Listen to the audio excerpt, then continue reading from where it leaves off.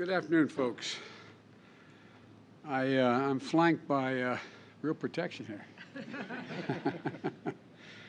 Thank you all for being here, and I want to thank the Attorney General, Merrick Garland, who's standing behind me, for joining us today. He's doing an incredible job as our Attorney General. I just met with this remarkable group of local officials and police chiefs standing alongside me here. We wanted to talk about what they're doing to reduce violence and to keep our communities safe, and how more communities can follow their lead to reduce crime and ensure public safety as we head into the summer. You know, I've worked on these issues for a long time when I was a United States Senator and as Vice President. So this group of leaders, Democrats and Republicans representing big cities and rural counties, we actually know what works. We all agreed, as I've said from the outset, that the answer is not to defund the police. The answer is to fund the police with the resources and training they need to protect our communities. Investing in crime prevention and accountable community police officers who walk the beat, know the neighborhood, and who can restore trust and safety in the neighborhoods. That's what it is. When you know who owns the local liquor store, or know who the pastor of the church is, it makes a big difference when you know the community. And that's been my approach from day one. That's why we designed the American Rescue Plan, not only to beat the pandemic, but to rebuild our economy, but to restore public safety. And we understood the challenge from the beginning. Communities were facing a rising tide of violence that coincided with this pandemic we went through the last 2 years. And it was happening at a time when state and local budgets were under tremendous strain. Because of the pandemic, so many people laid off, the revenue's not coming in, they're firing everyone from police officers to school teachers to first responders. But before the American Rescue Plan, their budgets were in deep distress in the states and localities. One study found that before the rescue plan was passed, 27% of the mayors in America were having to make deep cuts and layoffs in law enforcement as well as other areas. So we made sure that the American Rescue Plan provided substantial resources to keep that from happening. Through the law, we provided $350 billion. Let me say that again. $350 billion directly, not to the legislatures, directly to cities, counties, and states, independently of one another. Money that could be used to hire back police officers, to invest in proven strategies like community violence interruption and prevention programs, and to keep their cities and counties safe and ease the burden on law enforcement. Because of that funding, states and cities were able to add back 460,000 jobs, including police officers, in addition to firefighters, educators, and other critically important roles. And by the way, not a single Republican member of Congress voted for the money for law enforcement, public safety, to stabilize these budgets. Not a single one for the states, the cities, the counties. Not one. But I think we're finding they're showing up now because they're realizing this is going to make a difference and beginning to make a difference. Across the country, state and local leaders answered the call. And already more than $10 billion of the American Rescue Plan funds have been committed to violence prevention and public safety across America. In fact, in 2021 was one of the strongest years on record when it comes to federal support delivered directly to state and local governments to address and prevent crime.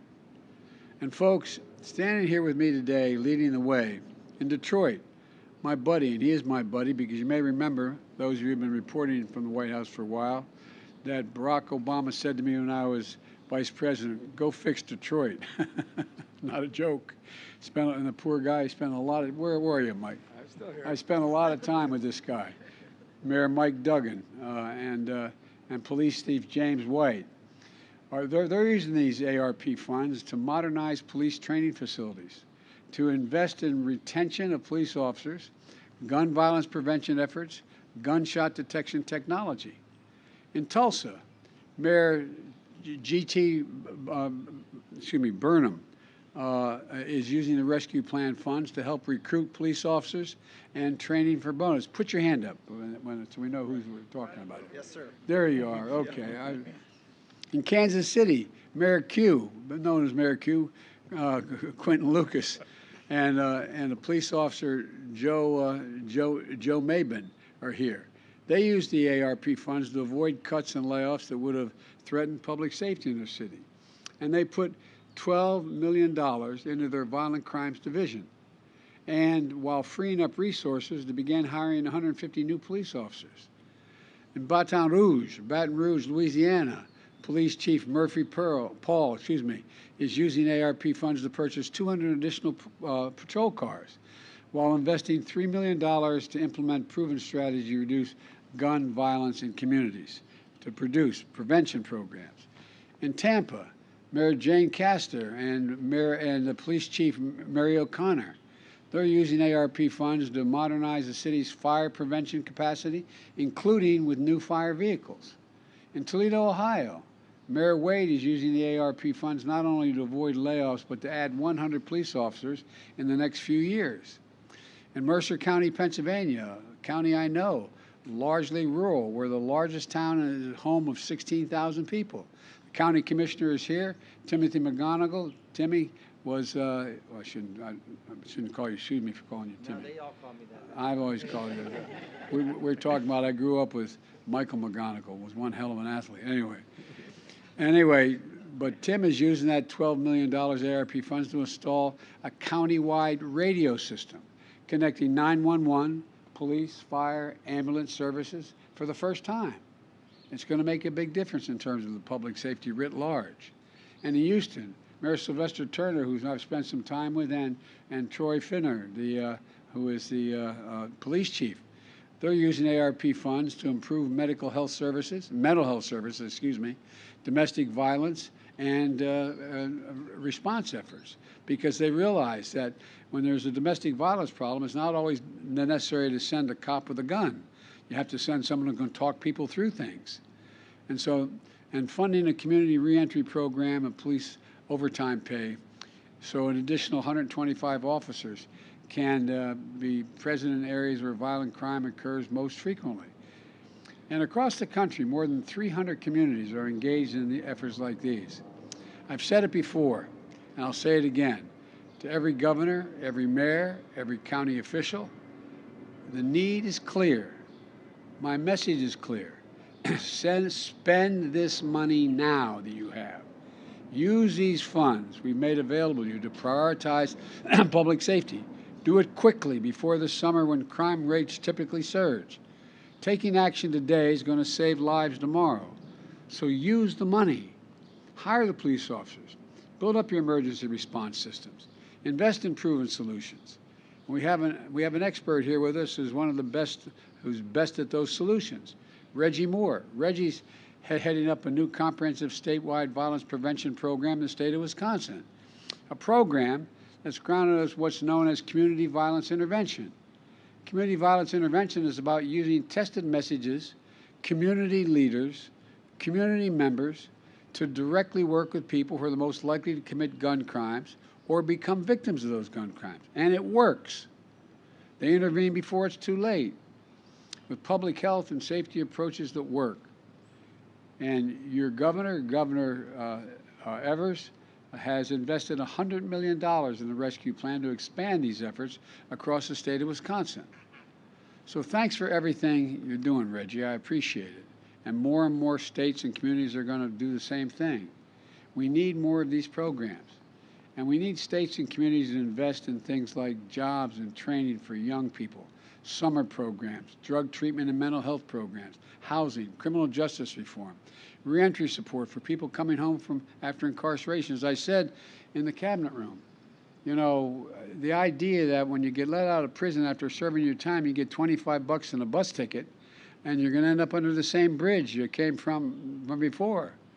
But you should be entitled, if you've served your time, to everything from Pell Grants to food stamp, the whole deal, to be able to take advantage of changing your life. And my administration is investing in those elements. The cities, the counties, and the states should be doing the same thing with the money they have, because they are demonstrated ways to reduce crime. The bottom line is this: across the board, we're making sure the communities have the resources available to them that they've never had before, so they don't have to make tough choices between and among doing these things. Reduce violence and ensure safety. And it's up to the cities, the towns, and the counties to spend the money, and spend it now. It's there. It's been appropriated. We know the challenges we're facing as we head into this summer. We need to meet those challenges with a sense of urgency, which this group is doing. Local leaders across the country, including the folks that are here today, are demonstrating exactly what works with innovative efforts and proven strategies. Every single community in America should join them. And as you do, I want every governor, mayor, and county official to know my administration will continue to have your back. Let's get this done and get it done now. I want to thank you all. God bless you all, and may God protect our troops. Thank you, thank you, thank you. Appreciate it. Do you support Finland joining NATO, sir? If you ask me something about what I just spoke about, I'm happy to answer your question.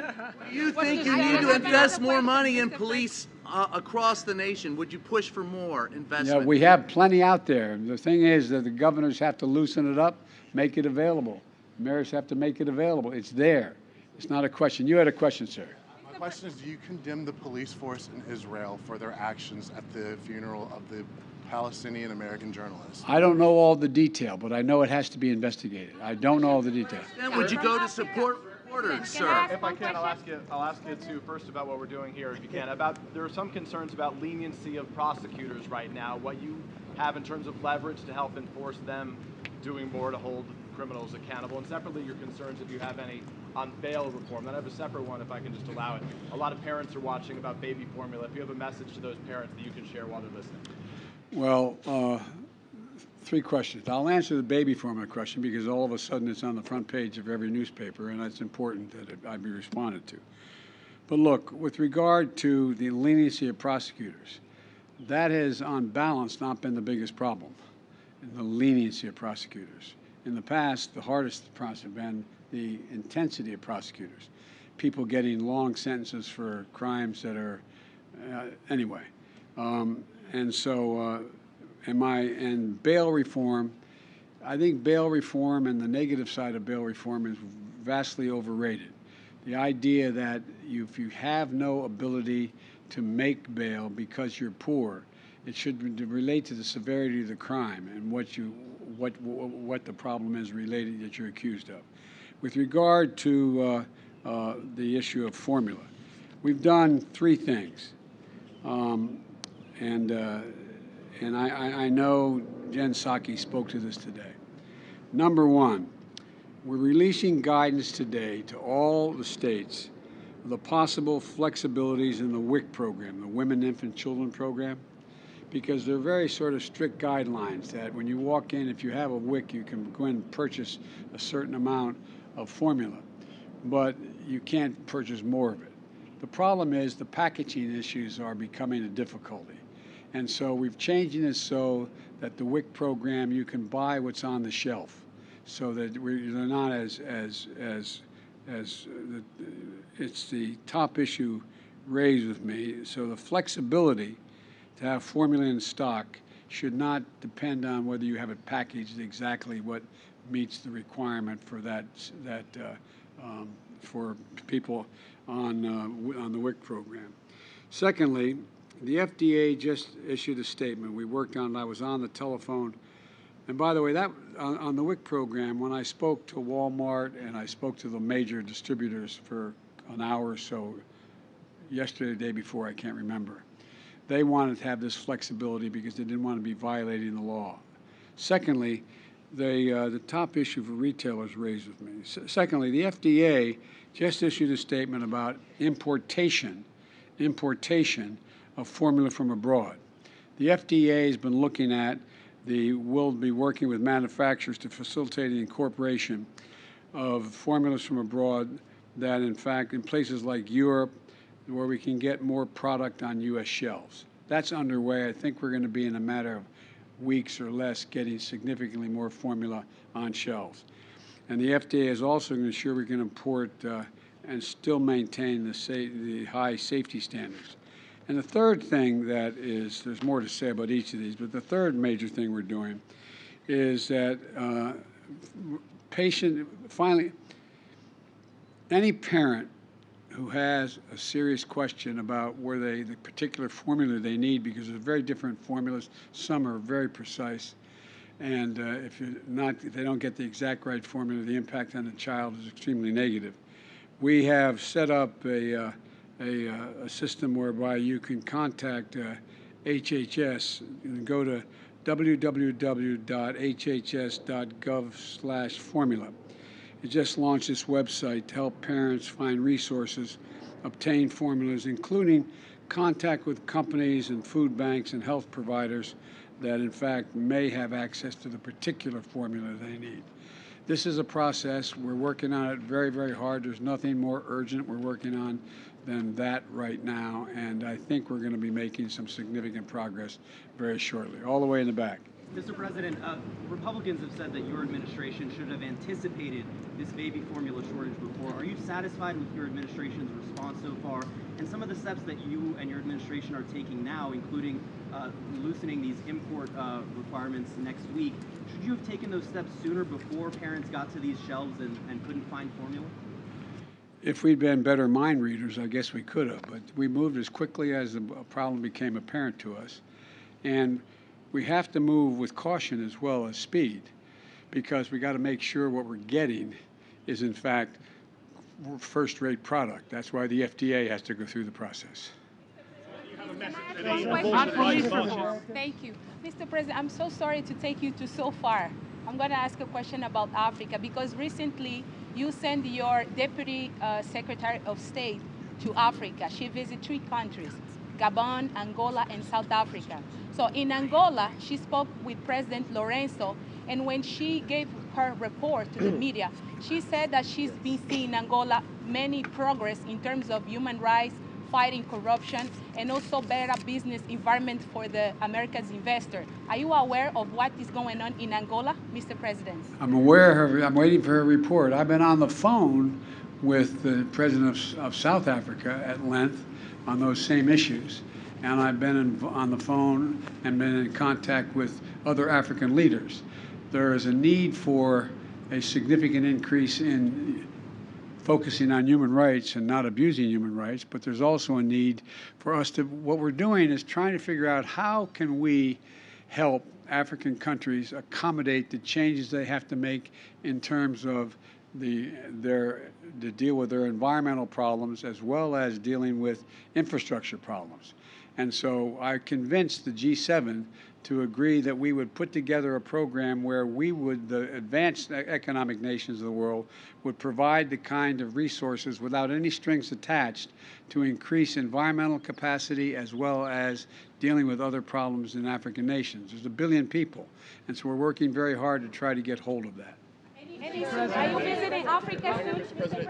Yes, Mr. President. I'm only going to keep them standing here another few minutes. No worries, Mr. President. I'll make it quick. Mr. President, I just they want to came ask to the press conference, right, guys? Thank you, sir. I appreciate your time. I just want to ask you, what further executive action are you considering to do police reform? You know that's pretty much stalled in Congress for right now. And I also want to ask you another question, if I can, on foreign relations. You spoke with both of the leaders of Sweden and Finland today. What's your message to President Putin after essentially those threats that he gave, at least to Finland? With regard to the second question, I'm not going to go into the detail of my private conversations with the President of Sweden and Finland, except that we had a good conversation and they expressed their interest and desires relating to security. And there will be more to report on that shortly. With regard to the first question was what again? What additional action are you considering on police reform? We know your administration. What I've done by executive order is done what I can, insisting that on police reform for federal officers, no chokeholds, no knock warrants, et cetera. That's going to continue. But one of the things I've decided to do, the best way to get the reform done as quickly as possible is to go local and to make sure we invest in the police departments, the local and county and city police departments. Because one of the things we talked about in the cabinet room is that I don't know any cop who likes a bad cop. I mean that sincerely. I grew up in a neighborhood in Claymont where you became a cop, a firefighter, or a priest. And I'm not joking. The guys I know in the police forces, the last thing they want is a bad cop, a bully, a thug being on the force. So the idea that somehow there's this overwhelming desire to protect a bad cop, it's the leadership's role to make sure they find them, get rid of them, and if they violate a crime, prosecute them. Thank you all so very, very much. Thank you, guys.